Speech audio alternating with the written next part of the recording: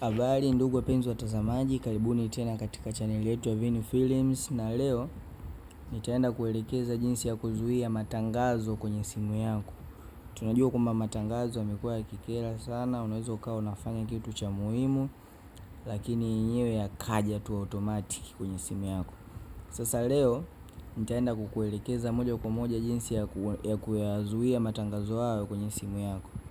Kabla sijaenda kuelekeza, usisahau kusubscribe, kushare, kulike na kucomment ili kupata taarifa zaidi kutoka katika akaunti yetu hii.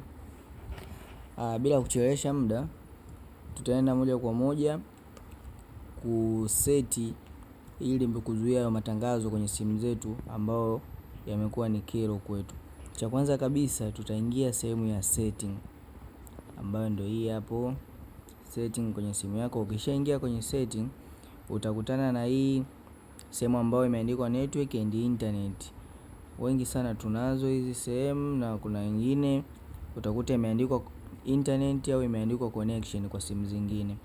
Kwa hiyo sasa hapo ukishaona hivyo internet au kwenye simu yako kama imeandikwa connection, utaingia ni pale kwenye mpangilio wa internet nzima.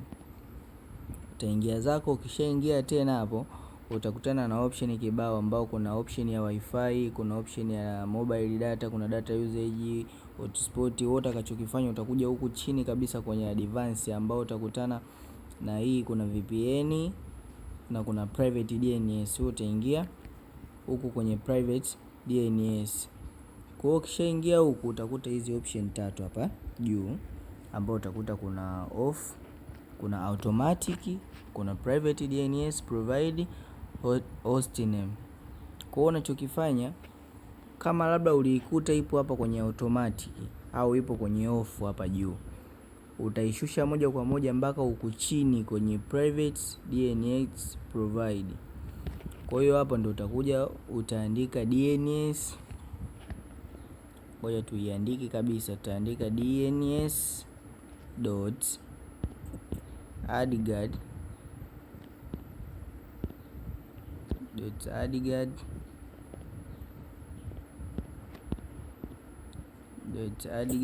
adguard.com.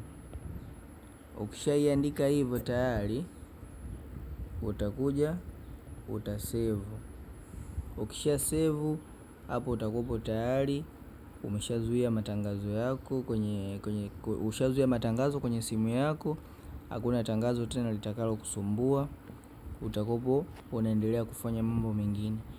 Kwa taarifa zaidi usisahau kufollow, kulike, kucomment na kushare kwenye akaunti yetu ya Vini Media ili kupata taarifa mbalimbali zaidi na updates kuhusu masuala mbalimbali ya kujifunza trick za simu.